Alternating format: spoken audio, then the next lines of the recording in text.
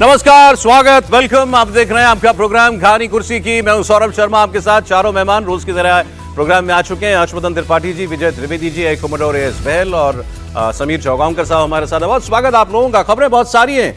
China से खबर है, पाकिस्तान से खबर है, ट्रंप और पुतिन की लड़ाई की खबर है, और इसके अलावा कनाडा से भारत के लिए एक ऐसी खबर जिससे हम सबको चिंतित होना चाहिए। उन सब की बातें हम करेंगे, लेकिन पहले जरा चीन की खबर की बात कर ले। चीन के राष्ट्रपति शी जिनपिंग, जिनके लापता होने की खबरें लंबे वक्त से चल रही थी, वो अब सामने आए हैं और उनकी ये सामने आने की तस्वीर आई है भारत के विदेश मंत्री से मिलते हुए। जी हां, भारत के विदेश मंत्री एस जयशंकर इस वक्त चीन में हैं और उनकी मुलाकात हुई है चीन के राष्ट्रपति शी जिनपिंग से। तो ये दोनों खबरें अहम हैं। वहां पर जो हमारे फॉरेन मिनिस्टर का दौरा और चीन के राष्ट्रपति से मुलाकात, चीन के राष्ट्रपति का अब दुनिया के सामने आना। 15 जुलाई को शांघाई सहयोग संगठन मतलब एससीओ के विदेश मंत्रियों के साथ उन्होंने बैठक की है, मुलाकात की है, और इस मुलाकात में भारतीय विदेश मंत्री एस जयशंकर मौजूद रहे। उन्होंने इस मुलाकात की तस्वीरें पोस्ट करते हुए लिखा कि बीजिंग में अपने साथी एससीओ विदेश मंत्रियों के साथ चीन के राष्ट्रपति शी जिनपिंग से मुलाकात हुई। राष्ट्रपति द्रौपदी मुर्मू और प्रधानमंत्री नरेंद्र मोदी का अभिवादन मैंने उन तक पहुंचाया। शी जिनपिंग के सार्वजनिक रूप से सामने आने के बाद उनको लेकर चल रही अटकों पर भी अब हो सकता है कि कुछ वक्त विराम लग जाए। इससे पहले लंबे समय से चीन के राष्ट्रपति के गायब होने की अटकलें चल रही थीं। शी जिनपिंग कहां हैं? शी जिनपिंग का तख्ता पलट होने वाला है। पार्टी के अंदर जो और प्रेशर ग्रुप्स हैं वो अब शी जिनपिंग को हटा देना चाहते हैं। शी जिनपिंग के करीबी लोगों को, जनरलों को पद से हटाया जा चुका है। तमाम तरीके की बातें हो रही थी और शी जिनपिंग कहीं नजर नहीं आ रहे थे। तो अब शी जिनपिंग दिख गए हैं, लेकिन क्या इसका मतलब जो ये सारी चर्चाएं थीं वो चर्चाएं सिर्फ कोरी अटकलें थी निकली, या फिर इनमें अभी भी कोई दम है? इस पर हम लोग आज जो है वो चर्चा करेंगे। आप पहले इन तस्वीरों को देखिए जो शी जिनपिंग की तस्वीरें आई हैं और विदेश मंत्री की उनसे मुलाकात भी हुई। अच्छा, इन सबको सबसे ज्यादा बल तब मिला जब वो ब्राजील में होने वाले ब्रिक्स समूह के शिखर सम्मेलन में भी नहीं गए। 2013 में ये सत्ता में आए थे और उसके बाद से शी जिनपिंग कभी ब्रिक्स समिट से दूर नहीं हुए थे। इस बार उन्होंने ऐसा किया। तो अब आइए शुरुआत पहले हम इसी बात से कर लेते हैं कि शी जिनपिंग सामने आ गए। बहल साहब, क्या मतलब? अब जो हमने भी चर्चा की इस बारे में जी कि जो है कुछ दिक्कत चल रही है शी जिनपिंग को, वहां तख्ता पलट की आहट है, वो सब बातें गायब। देखिए, क्या ये भी एक मेजर रीजन हो सकता है कि वो सामने आए, क्योंकि ये बातें बहुत चल रही थी कि शी जिनपिंग या तो बीमार हैं या उनको जो प्रोमिनेंट जनरल्स हैं, जो वाइस चेयरपर्सन हैं, क्या वो उनको रिमूव करना चाहते हैं? वांग की बात कर रहा हूं मैं, तो क्या वो रिमूव करना चाहते हैं उनको? जैंग उनको क्या रिमूव करना चाहते हैं? तो कहीं ना कहीं ये सारी अड़चने जो उनके बारे में या बातचीत चल रही थी कि शायद वो बीमार हैं या शायद उनको हटाया जा रहा है। लेकिन एक चीज तो मैं बिल्कुल श्योर हूं कि उनके पास जो पहले पावर्स थी, शायद वो पावर्स में कमी आ गई है। और दूसरी चीज ये है कि जितना कम वो इंटरनेशनल मीडिया से अब इंटरैक्ट कर रहे हैं, जैसे पहले तो रोज ही इनका कुछ ना कुछ इंटरैक्शन, इनके बारे में कोई ना कोई न्यूज होती थी, लेकिन आजकल इनके बारे में ऐसी कोई भी बातचीत नहीं हो रही। तीसरा ये अपॉर्चुनिटी था कि शांघाई कोऑपरेशन ऑर्गेनाइजेशन की जो डेलीगेशन थी फॉरेन मिनिस्टर्स की, जब वो मिलने आती है तो विश्व के सामने सडनली उनको प्रेजेंट किया जाता है। तो मेरे हिसाब से ये प्रेजेंट किया गया उनको। अच्छा। ना कि उनकी पावर्स में कोई वृद्धि हुई है या वो बिल्कुल उसी तरह जोश से वापस आ गए जैसे पहले थे। तो वहां चाइना की जो कम्युनिस्ट पार्टी की सरकार चल रही है, उसके इंटरनल जो भी फैक्शंस हैं, वो लड़ाई अभी भी जारी है आपको लगता है? वो लड़ाई बिल्कुल जारी है, क्योंकि जो हु जिनताओ का फैक्शन है वो अभी भी बहुत स्ट्रांग है। जिस हिसाब से उनको निकाल दिया गया था एक कांग्रेस के अंदर, नेशनल पीपल्स कांग्रेस के अंदर, उनको आपको याद होगा कुछ साल बाजू पहले पकड़ के हटा था। हाँ, बाजू पकड़ के उनको लेके गए थे। वो कई जनरल्स को पसंद नहीं आया था, क्योंकि वो एक बहुत पॉपुलर लीडर थे और वो सबको साथ लेके कोलैबोरेटिव अप्रोच करते थे। और जो शी जिनपिंग की अप्रोच है वो बहुत ही इंडिविजुअलिस्टिक रही है, ऑटोक्रेटिक रही है, और आपने देखा किस हिसाब से उन्हें कई जनरल्स के ऊपर एक्शन लिया था। लेकिन अगर आप थोड़ा सा और देखें आजकल के हालात में, तो कई इंपॉर्टेंट जनरल्स जो इनके साथ, इनके क्लोज थे, उनको निकाल दिया गया था। आप कह रहे हैं कि इन सारी बातों पर फिलहाल कुछ विराम लगाने के लिए शी जिनपिंग को प्रस्तुत किया गया, या उन्होंने फैसला किया कि मुझे अब जाना चाहिए, इंटरनेशनल मीडिया में मुझे दिखना चाहिए। एनीवे, हम जरा भारत की बात कर लेते हैं रक्षा मंत्री गए थे चीन एससीओ के ही डिफेंस मिनिस्टर्स की मीटिंग में। इससे पहले अब विदेश मंत्रियों की बैठक में गए हैं एस जयशंकर, क्योंकि वहां पर एससीओ समिट होने जा रहा है इस साल चाइना में। तो प्रधानमंत्री नरेंद्र मोदी के जाने से पहले ये दोनों मुलाकातें या दोनों दौरे जो हैं डिफेंस मिनिस्टर और फॉरेन मिनिस्टर के, ये बड़े अहम हैं। सबसे बड़ा सवाल यह है कि भारत और चीन के रिश्ते सुधरेंगे तो कितने सुधरेंगे, उसमें क्या कोई प्रगति दिखाई दे रही है? इस पर क्या कहा है विदेश मंत्री ने चीन से, वो आप सुनिए। Bilateral relationship, as you have noted, has been steadily improving since the meeting of Prime Minister Modi and President Xi Jinping in Kazan last October.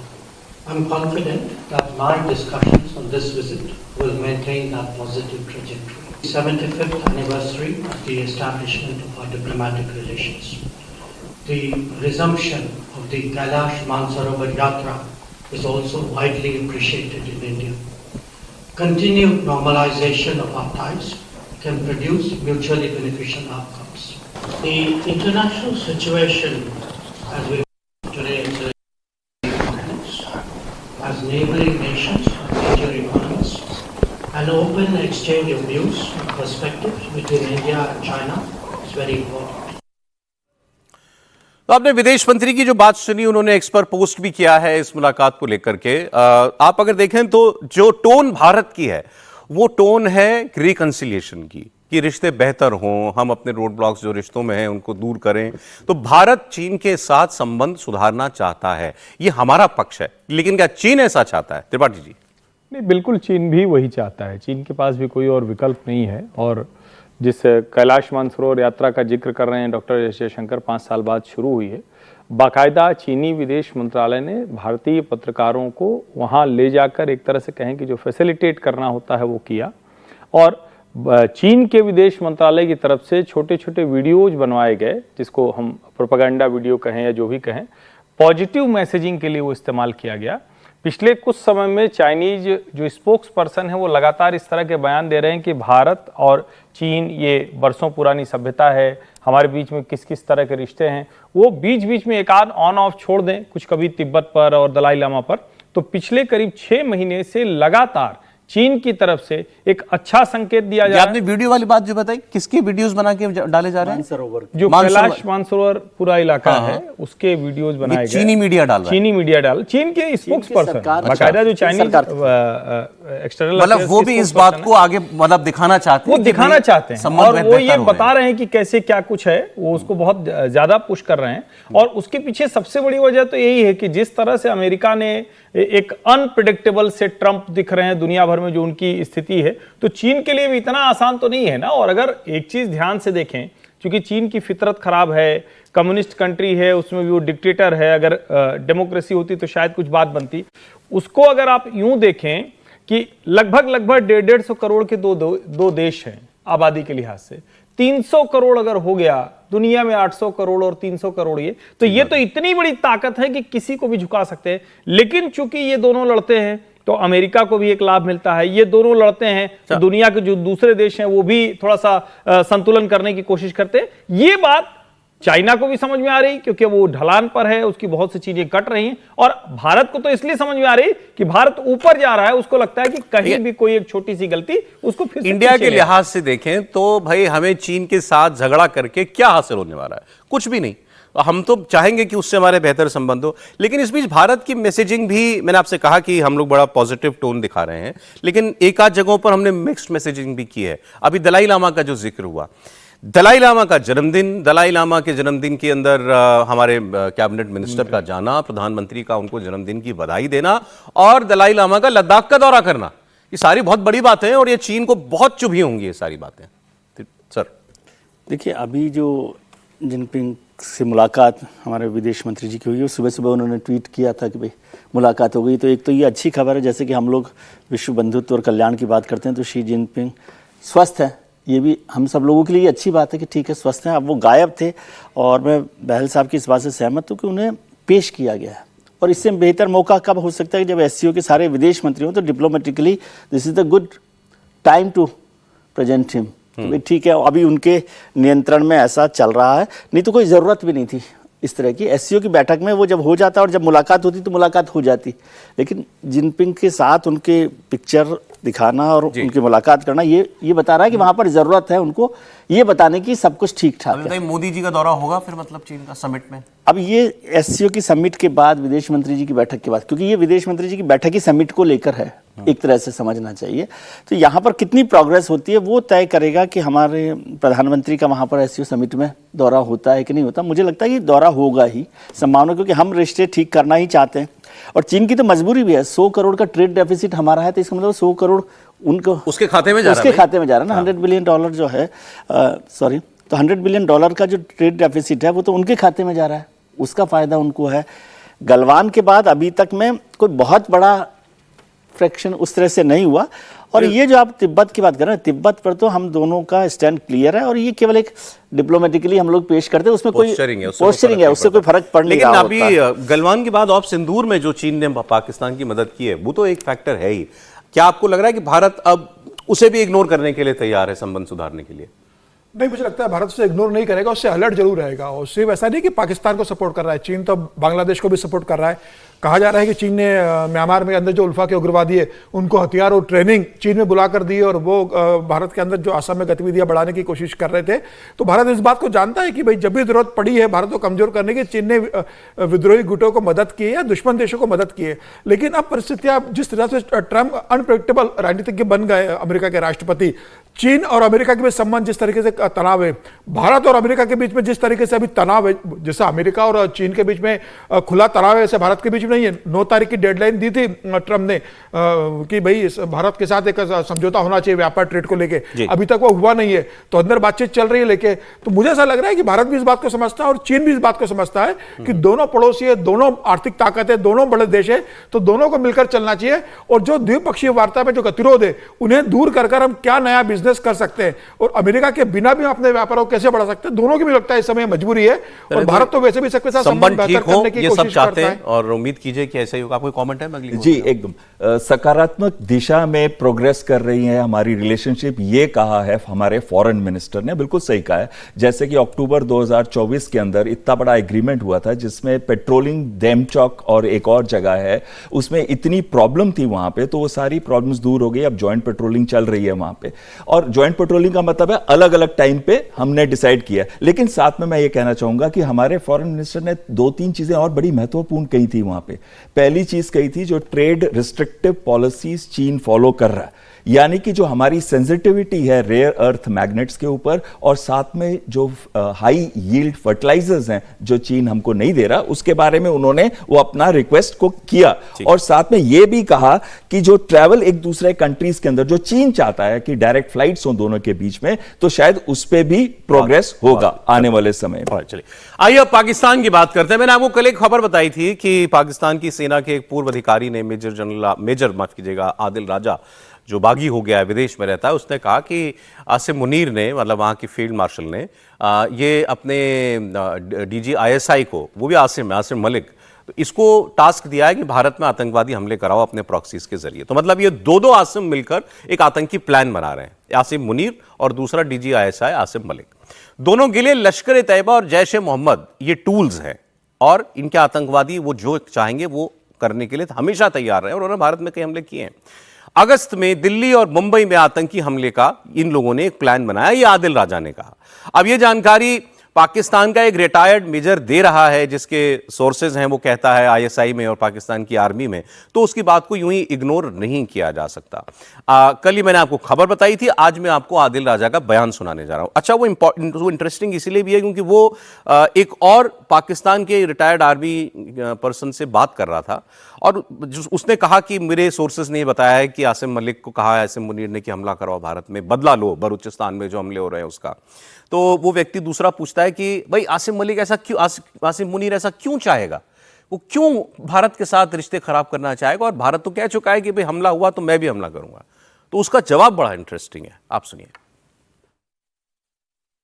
इस वक्त वन विंडो ऑपरेशन पाकिस्तान में आपको पता है कि वो अवेलेबल है आसिम मुनीर के जरिए या आसिम मलिक के जरिए, वो उसी को चलाना चाहते हैं। हमने पहलगाम के अंदर रिस्पॉन्स किया, जाके वहां पे लश्कर तैयबा वगैरह को छोड़ा और आजकल खुलेआम उनको इजाजत है पाकिस्तान में ऑपरेट करने की। पॉलिटिकल कवर के अंदर पाकिस्तान मरकजी मुस्लिम लीग के नाम से लश्कर तैयबा को इजाजत है।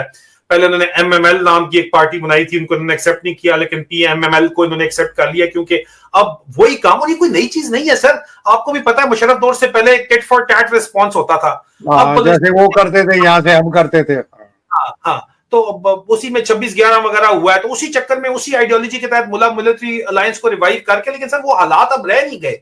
लेकिन आप उन्हीं हालात को दोबारा से रिवाइव करने के चक्कर में अभी अगस्त में मेरी इतलात ये है कि मुबैना तौर के ऊपर प्लान किया गया है, मेनलैंड के अंदर, कश्मीर में नहीं, न्यू दिल्ली और इंडिया को टारगेट करने का प्लान इनका जो है वो चल रहा है। और अब प्लान हमने एक्सपोज कर दिया है, तो अभी पता नहीं उसको ऊपर नीचे करेंगे, लेकिन अंदर से प्रेशर बहुत ज्यादा है, क्योंकि ये जो बलूचिस्तान के रिस्पॉन्स में, माइंड यू, बलूचिस्तान के रिस्पॉन्स में ये करना चाह रहे हैं, हम स्टेट एक्टर्स ये काम कर रहे हैं। तो करूंगा, नॉन स्टेट एक्टर्स के जरिए पॉलिटिशियंस को पाकिस्तान में भी कंट्रोल किया जाता है, और इनके ऊपर पैट्रनेज फुल फ्लेज आईएसआई और एमआई की है। सर मैं और आप फौजी हैं, हमें ये बात पता है, एज अ प्रूफ पता है, तो हम क्यों ये झूठ बोले दरमियान में, दो नंबरी फिर करें। अच्छा, वो बात आई नहीं इसमें आगे, मैं आपको बताता हूँ कि मैंने पूरा स्टेटमेंट ये सुना है। तो इसने दूसरे व्यक्ति ने पूछा कि वो भी आर्मी का ही है पाकिस्तान की, कि वो क्यों करेगा ऐसा। तो ये जवाब देता है आदिल राजा कि फील्ड मार्शल आसिम मुनीर कोई पाकिस्तान का लोकप्रिय नेता तो है नहीं, पाकिस्तान की जनता का हीरो तो नहीं है वो। जनता तो आर्मी को पसंद नहीं करती, खास तौर पर इमरान खान के जितने सपोर्टर्स हैं, वो सबसे पॉपुलर आदमी है, वो तो अब दोबारा मोर्चा खोलने वाले हैं आसिम मुनीर के खिलाफ। इमरान खान जेल से बैठ करके जो अपनी बहन के जरिए या नेताओं के जरिए जो पोस्ट सोशल मीडिया पर करवाता है, वो क्या कहता है कि अब वक्त आ गया है इस मिलिट्री एस्टेब्लिशमेंट के खिलाफ खुलकर एक ऐलान जंग सॉर्ट ऑफ करने का। तो आदिल राजा का कहना यह है कि जनता के बीच में वो अलोकप्रिय है, और अपनी आर्मी के उसके लिए कुछ मैटर अगर करता है तो वो ये कि मैं अपनी आर्मी और उसके जनरलों, उसके और अफसरों की नजर में मैं हीरो बना रहा हूं, और उसके लिए ये उसकी डेस्परेशन है कि वो भारत के साथ कुछ ना कुछ इशू क्रिएट करता रहे। ये सूट करता है उसको। मतलब हमारे यहां ये लगता है, कन्वेंशनल थिंकिंग ये है, भारत ने स्टैंड लिया, हमला होगा तो हमले का जवाब बहुत बड़ा होगा। तो वो आदिल राजा ये कह रहा है कि वो तो ये चाहता है, आसिम मुनीर ये चाहता है, क्योंकि उसका सर्वाइवल इसी बात पर टिका हुआ है कि भारत के साथ तुम किसी तरीके से लोहा लेते रहो। एक यही चीज है जो जनता की नजरों में भी और वहां की आर्मी की नजरों में भी आसिम मुनीर का कद बनाए रखेगी। गलत तो नहीं सर? बिल्कुल सही कह रहे हैं आप सौरव जी। पाकिस्तान आर्मी का वजूद क्या है कि कोई थ्रेट होगी, थ्रेट कहां से होगी? भारत से होगी। और थ्रेट के लिए कोई रीजन है? हाँ, कश्मीर है, वो तो उनका जुगलर वेन है, हिंदू मुस्लिम डिवाइड है, हिंदू मुस्लिम एक साथ नहीं रह सकते हैं, और वो बार बार इन्हीं चीजों को बोलते हैं मुनीर। और साथ में पाकिस्तान आर्मी एक बिजनेस है, वहां पे 1.5 लाख करोड़ का बिजनेस करती है उनकी 50 में जो टैक्स नहीं देती, बिल्कुल सही कह रहे हैं। और 2 लाख करोड़ की रियल एस्टेट प्रॉपर्टी के वो होल्डर हैं। इसको साथ में रखते हुए देखिए, जब भी पाकिस्तान के अंदर इंटरनल सिचुएशन खराब होती है, अब जैसे कि हम कल भी डिस्कस कर रहे थे, इमरान खान की जो पार्टी अब सड़कों पे आ रही है, पीटीआई, और वो एनकरेज कर रही है सबको कि 5 अगस्त को एक मेजर रैलीज होंगी, उसके बाद से वो कोशिश करेंगे कि इमरान खान को छुड़ाया जाए। और इमरान खान एक पॉपुलर लीडर है, उनका एक रुतबा है पाकिस्तान के अंदर। इसको अगर हम साथ में रखें और बलूचिस्तान की सिचुएशन को साथ में रखें, और जो उनका तहरीके तालिबान पाकिस्तान का जो रोल वहां पे खैबर पख्तूनवा एरिया में, उसको देखें, और पीओके के अंदर जो हलचल चल रही है उसको देखें, तो सबसे बेस्ट तरीका क्या है कि देश की अटेंशन को अगर आपने डाइवर्ट करना है, आपने देखा ऑप सिंदूर के अंदर पूरा का पूरा पाकिस्तान यूनाइटेड हो गया था, यहां तक कि ऑपोजिशन पार्टीज भी जनरल मुनीर के साथ थी। तो ये एक रीजन जरूर है। उनको क्या फर्क पड़ता है कि कितने पाकिस्तानी मर रहे हैं, कितने हिंदुस्तानी मर रहे हैं, क्योंकि उनका तो बिजनेस चल रहा है। बस एक चीज मैं इसमें कहना चाहूंगा, जब तक हम इन जनरलों को टारगेट नहीं करते, आतंकवाद को हम बंद नहीं कर सकते पाकिस्तान के अंदर। तो रोका किसने? करें टारगेट। बिल्कुल, और यही चीज है, बिल्कुल करना चाहिए। अब जैसे सुलेमान को टारगेट किया गया है, जैसे नसरुल्लाह को टारगेट किया गया, हम क्यों ना टारगेट करें ऐसे जनरल्स को जो आतंकवाद को सपोर्ट करते हैं। एक्चुअली वही तो आतंकवादी है, वही तो लीडर है आतंकवादी। अब जो आदिल राजा कह रहा है, जैसे उसने बड़ी फ्रैंकली बात की कि भाई हम दोनों फौजी हैं, जो दो लोग बात कर रहे हैं, हम क्यों इस सच को ना बोलें कि पाकिस्तान हमले कराता है प्रॉक्सीज के जरिए। भारत में तो कराते ही, वो कह रहे हैं अपने नेताओं पे भी कराता है, पाकिस्तान की इंटरनल पॉलिटिकल सिचुएशन को भी कंट्रोल करने के लिए लश्कर तैयबा जैसे आतंकियों का जो है वो हाथ लेता है। और वो इसके बाद ये जो खबर उसने दी है कि भारत में बड़े हमले की तैयारी कर रही है आईएसआई।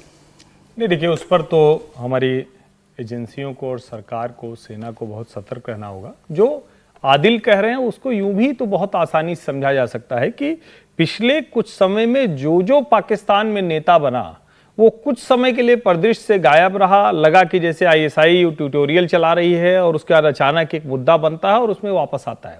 लेकिन अगर वो एक समय के बाद उसको लगता है कि नहीं मैं प्रधानमंत्री हो गया हूं, तो उसका हर्ष क्या होता है? उसका हर्ष वही होता है जो इमरान खान का हो रहा है, जो जेल में पड़े हुए हैं, उनके सारे नेता जेल में पड़े हुए, उनके बेटे कह रहे हैं कि वो आएंगे, वो लड़ाई लड़ेंगे। लेकिन ये तो जरूर है, जो सवाल आपने बड़ा ब्लंट सा एकदम, आज जो लोग कहानी कुर्सी की देख रहे हैं, आपने सीधा पूछा कि रोका किसने है, तो सीधे सीधे उड़ा दो, तो ठीक है। अमेरिका तो बहुत से ऐसे ईरानी जो कमांडर हैं उनको उड़ाता रहा है, इजराइल उड़ाता है। दुनिया के बहुत से ऐसे देश हैं जो अपने दुश्मनों को उड़ाते रहे। भारत में ये सब प्रैक्टिस नहीं रही है। भारत में तो अंदर घुसकर मारने की भी प्रैक्टिस नहीं रही है। मुझे लगता है ये शायद नेक्स्ट लेवल होगा अगर ऐसा कोई जिसको हम कहते हैं ना कि इस बार का कोई ऐसा आतंकवादी हमला होता है, और ये जो चेन ऑफ इवेंट्स है जो हुई है कि मुनीर ने यहां बोला, मुनीर ने यहां बोला, मुनीर ने ये बात कही, और उन सबको जब जोड़कर देखेंगे तो जैसे इस बार बहावलपुर या मुरीद के या जो दूसरे अड्डे ध्वस्त किए गए थे, शायद इस बार कोई ऐसा अड्डा होगा जहां ये भाई साहब, मतलब मैं तो ये नहीं कहूंगा कि पेट इनका ऊपर की तरफ होगा और ड्रोन गिर जाएगा, लेकिन हाँ ये जरूर है कि वो निशाने पर अब आ सकता है, क्योंकि भारत की भी नीति बदली है, भारत की क्षमता बेहतर हुई है। छुपा था जाकर के। हाँ बिल्कुल, ये राष्ट्रपति भागे थे, इनके थे, ये भागे थे। अब एक खबर आपको मैं अगली दे रहा हूं, ये ट्रंप से जुड़ी हुई खबर है, लेकिन भारत से भी जुड़ी हुई है। कैसे, मैं आपको बताता हूं। डोनाल्ड ट्रंप ने रूस को, मतलब पुतिन को, यूक्रेन से जंग खत्म करने की एक और डेडलाइन दी है और बहुत दबाव बनाया है, और ये कहा है कि 50 दिनों के अंदर यूक्रेन के साथ डील कर लो, मतलब यूक्रेन के साथ, हमारे साथ, यूक्रेन, अमेरिका और रूसिया, ये डील कर लें, वरना मैं बहुत बड़ी सैंक्शंस लगाऊंगा पुतिन के ऊपर, रशिया के ऊपर।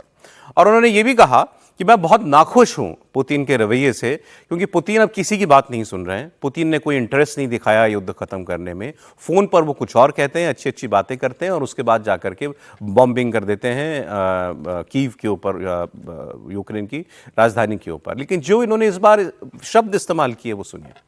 उन्होंने कहा कि इस बार मैं सेकेंडरी टैरिफ लगाऊंगा, और 100% सेकेंडरी टैरिफ लगाऊंगा। सेकेंडरी टैरिफ क्या होता है भाई? टैरिफ, प्राइमरी टैरिफ का मतलब तो एक देश के ऊपर आपने लगा दिया टैरिफ कि भाई तुम्हारा ये सामान जो है इतना महंगा हो जाएगा मेरे देश में।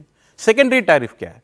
सेकेंडरी टैरिफ है कि उस देश के साथ जितने और देश व्यापार कर रहे हैं उनके ऊपर टैक्स लगाऊंगा।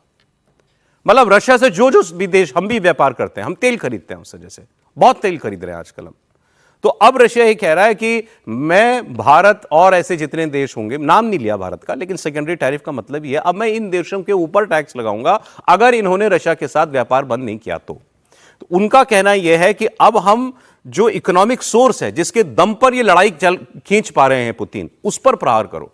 जो जो देश इसके साथ बिजनेस कर रहा है उन पर टैक्स लगाओ। सुनाते हैं ट्रंप की बात आपको। आज आप यहाँ इसलिए आए हैं क्योंकि आपको पता चला है हम रूस से बहुत नाखुश हैं। मैं भी नाखुश हूँ, लेकिन हम इस पर किसी और दिन बात करेंगे। और अगर 50 दिनों में कोई समझौता नहीं हुआ तो हम बहुत बड़े टैरिफ लगा देंगे, करीब 100% टैरिफ। आप इन्हें सेकेंडरी टैरिफ कहेंगे।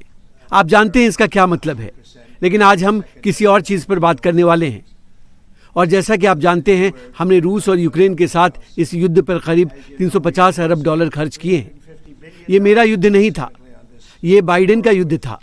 मैं आपको इससे बाहर निकालने की कोशिश कर रहा हूँ, और मैं राष्ट्रपति पुतिन से निराश हूँ क्योंकि मुझे लगा था कि 2 महीने पहले ही हम एक समझौता कर लेंगे, लेकिन ऐसा होता नहीं दिख रहा है। तो इसी आधार पर अगर 50 दिनों में कोई समझौता नहीं होता है तो हम सेकेंडरी टैरिफ लगाएंगे। ये बहुत आसान है और ये 100% पर होंगे। ये और भी आसान हो सकता है, लेकिन ये ऐसा ही है। मुझे उम्मीद है कि हमें ऐसा करने की जरूरत नहीं पड़ेगी। अच्छा, ये वहां के कुछ सांसद जो हैं अमेरिका के, पहले भी कह चुके हैं कि ये युद्ध रुकवाने का यही तरीका है कि इससे व्यापार करने वाले देशों के ऊपर टैक्स लगाओ। उसके लिए वो बिल लाने की भी बात कर रहे थे। 500% टैरिफ लगाने की बात जो है वो हो रही थी। सर, हमें चिंता की बात है, हमारे लिए चिंता की बात है, लेकिन कोई ऐसी धमकी से इतनी चिंता करने की बात नहीं है। ट्रंप साहब कितनी बार टैरिफ को लेकर अलग अलग बयान देते रहे हैं लगातार, और अब उनको समझ में आ जाना चाहिए कि वो जो ताकत है अमेरिका की, कई बार होता है ना, पर्दे में रहने दो, पर्दा ना उठाओ। वैसी स्थिति में अमेरिका पहुंच रहा है। ये रोज रोज की धमकी से दुनिया भर के देशों में आपने देख लिया कि टैरिफ को लेकर क्या बिहेवियर रहा है, क्या रेस्पॉन्स रहा है। किसी ने उनकी परवाह नहीं की और उन्होंने ही अपने सारे बयान को बदला है। अब वो एक पुतिन से निपट नहीं पा रहे तो क्या डबल सेकेंडरी टैरिफ लगाकर वो हिंदुस्तान से, और उससे हिंदुस्तान ने तो पहले भी जब रशिया से पेट्रोल ले रहे थे, आप ऑयल, क्रूड ऑयल ले रहे थे, तब भी नहीं रुके। अब सब लोग अपनी डिप्लोमेसी अपने हिसाब से करते हैं।